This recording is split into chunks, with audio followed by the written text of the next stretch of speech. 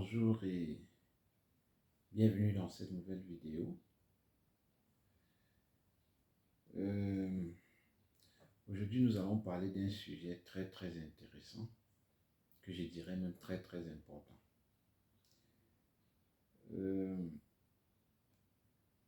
À chaque fois que vous vous réveillez le matin,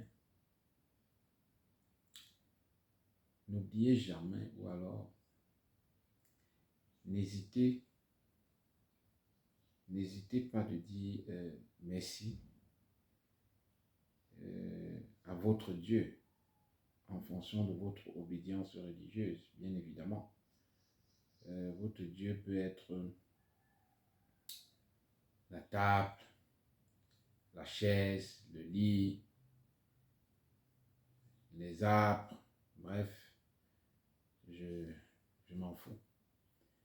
Mais le petit message de ce matin, en fait, c'est n'oubliez jamais de le faire parce que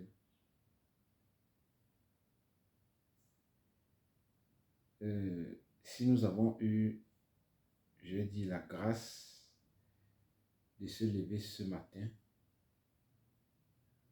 ce n'est pas peut-être parce que nous sommes extraordinaires ou alors peut-être parce que nous sommes trop bien vus aux yeux du divin maître.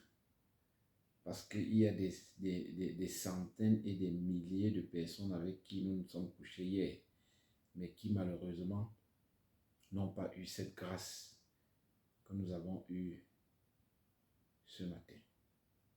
Donc, il est extrêmement important de toujours penser à ça. Vous savez, la vie est très belle et aussi très courte pour la vivre de façon malheureuse, pour avoir des charges sur la conscience. Il n'y a pratiquement pas le temps pour haïr les gens, pour mal parler des gens, pour conspirer contre les gens, pour mettre les bâtons dans les roues des projets des gens. Bref, tout ce qui va à l'encontre de ce qui est éthique et moral. Vous pourrez peut-être utiliser le temps que vous utilisez peut-être pour haïr, ou alors peut-être pour conspirer contre les gens, ou alors peut-être pour mal parler des gens. Vous pouvez utiliser ce temps-là pour développer les stratégies, peut-être pour faire croître votre business, ou alors pour mettre sur pied une activité qui va vous générer des revenus, ou alors pour impacter la vie des autres, pour apporter un plus dans la vie des autres. Parce que ce que je pense sincèrement, en fait, c'est que la plupart du temps, nous ne nous rendons vraiment pas compte à quel point nous sommes bénis. Nous ne nous rendons pas compte à quel point nous avons la grâce sur nous. Nous ne nous rendons pas compte à quel point nous avons des talents, des dons, du potentiel et plein d'autres choses. Les gens passent la plupart de leur temps à faire des choses inutiles qui n'apportera en fait rien à leur vie. En réalité, on a deux vies. La première commence, ou alors la première a commencé depuis le jour de votre naissance jusqu'à maintenant. Et la deuxième commence lorsque vous vous rendez compte en fait que vous n'avez qu'une seule vie.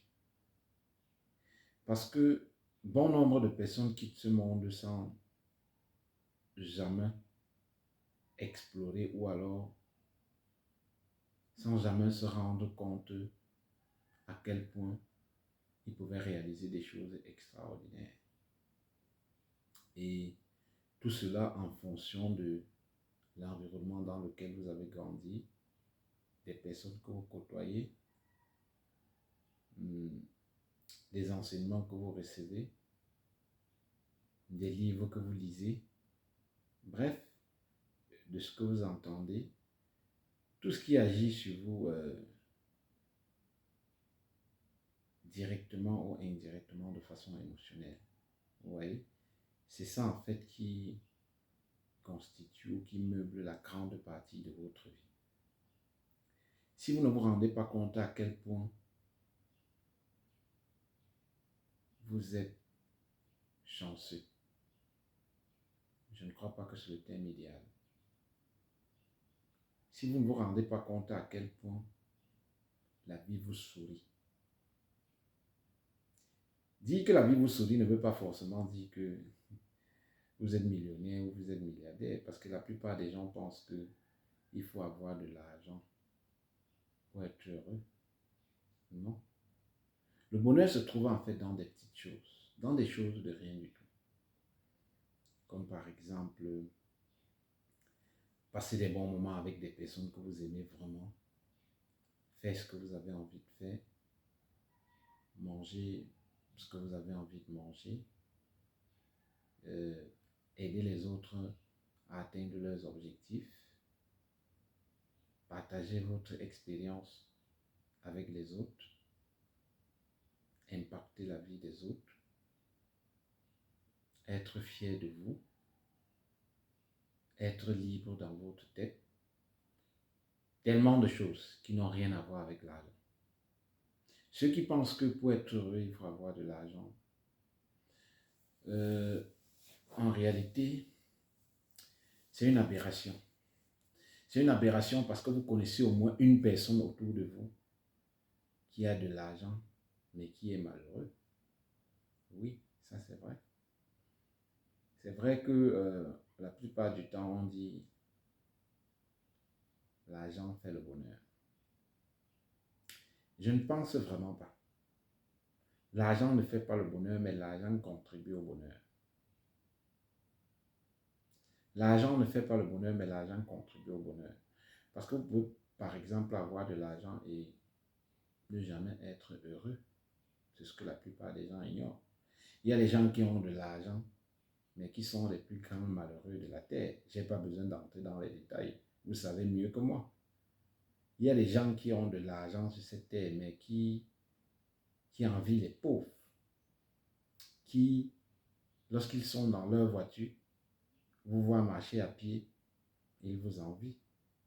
Ils ont envie d'être à votre place. C'est vrai que c'est quelque chose qui est un peu paradoxal, mais c'est une réalité.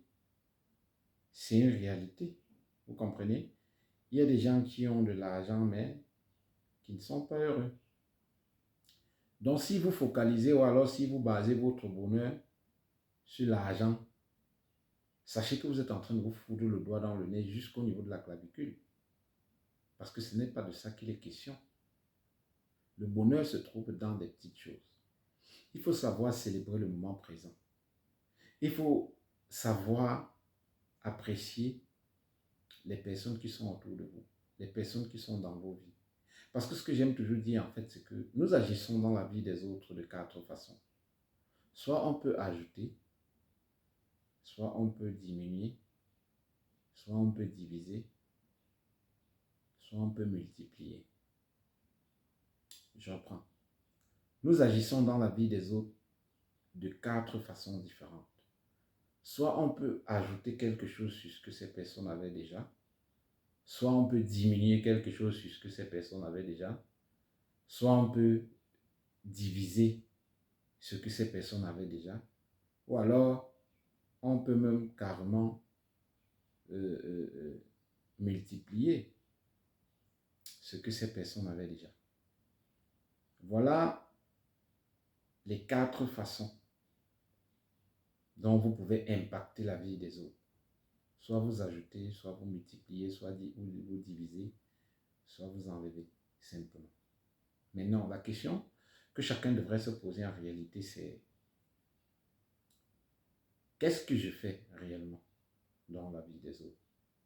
Est-ce que j'ajoute? Est-ce que je multiplie? Est-ce que j'enlève? Est-ce que je divise? C'est la question que vous devez vous poser parce que c'est extrêmement important. Vous devez connaître l'impact que vous avez dans la vie des autres. Vous devez connaître l'influence que vous avez dans la vie des autres. Parce que c'est extrêmement important. Parce que comme je dis toujours, votre succès ou votre réussite dépend à 90 à 95% des personnes que vous côtoyez. Parce que les personnes que vous côtoyez au quotidien ont une influence extraordinaire sur votre vie.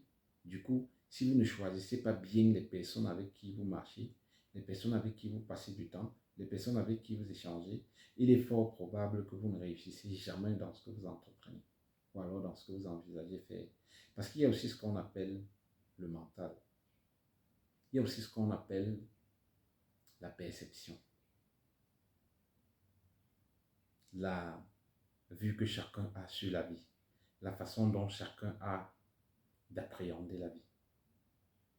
Si vous marchez, vous passez votre temps avec des personnes qui ont des pensées non constructives ou alors avec des personnes qui pensent négativement ou avec des personnes qui voient toujours le mal partout, il est fort probable que vous ne réussissez jamais dans quoi que ce soit. C'est pour cette raison qu'on dit souvent, dites-moi avec qui vous marchez et je vous dirai qui vous serez demain. C'est clair, ça marche. Faites très attention aux personnes avec qui vous passez votre temps.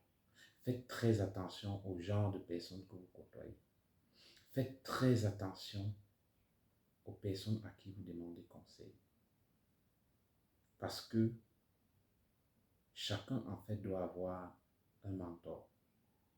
C'est quoi un mentor? Un mentor, c'est simplement quelqu'un qui vous inspire, quelqu'un à travers qui vous vous identifiez, quelqu'un que lorsque vous regardez, il fait, ou alors il est en fait ce que vous avez envie d'être. Ça n'a rien à voir avec le fait de convoiter ce que la personne a ou alors la vie de la personne. Non. C'est juste une personne à travers qui vous vous identifiez. Une personne qui vous inspire. C'est ça le mentor de quelqu'un. Donc, si vous voulez ressembler quelqu'un ou alors si vous voulez devenir ce que quelqu'un que vous connaissez auprès de vous est déjà, commencez simplement à vous rapprocher vers cette personne. Et lorsque je dis quelqu'un qui vous inspire, quelqu'un que vous voulez ressembler, faites bien la différence des choses. Parce que aujourd'hui, si on regarde par exemple le cas des réseaux sociaux, euh, toutes les jeunes filles d'aujourd'hui veulent devenir influenceuses. Simplement parce que elles se disent que ce sont des personnes qui ont une vie extraordinaire. Oubliant que c'est le côté visible de l'iceberg qu'on vous présente. En réalité, vous ne savez pas ce qui se cache en arrière. C'est pour ça que je dis faites très attention. Lorsque je dis mentor, euh, c'est c'est dans un cadre vraiment très éthique.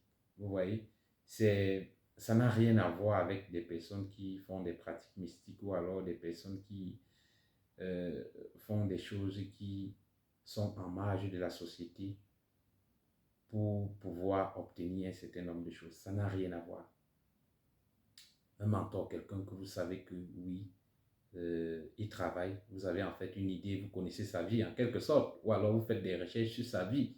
Vous voyez, vous savez que voilà par exemple là où il a commencé, voilà comment il a évolué, voilà là où il est aujourd'hui. C'est quelqu'un qui se bat très bien et du coup, il vous inspire.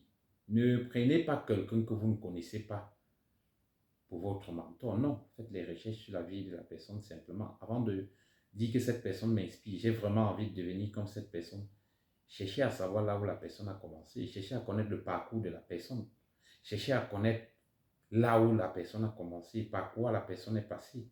C'est extrêmement important. J'insiste dessus parce que, comme je vous l'ai dit, les réseaux sociaux aujourd'hui sont devenus quelque chose de vraiment pathétique ou alors de vraiment catastrophique pour la jeunesse. Je vais faire une nouvelle vidéo où nous allons parler de fond en comble sur l'influence que les réseaux sociaux ont sur la jeunesse, parce qu'il y a aussi le bon et le mauvais côté des choses. Donc en réalité, c'est le petit message que je tenais à vous passer ce matin. Je vous souhaite de passer une excellente journée. Prenez soin de vous et à bientôt dans une prochaine vidéo. Ciao, ciao.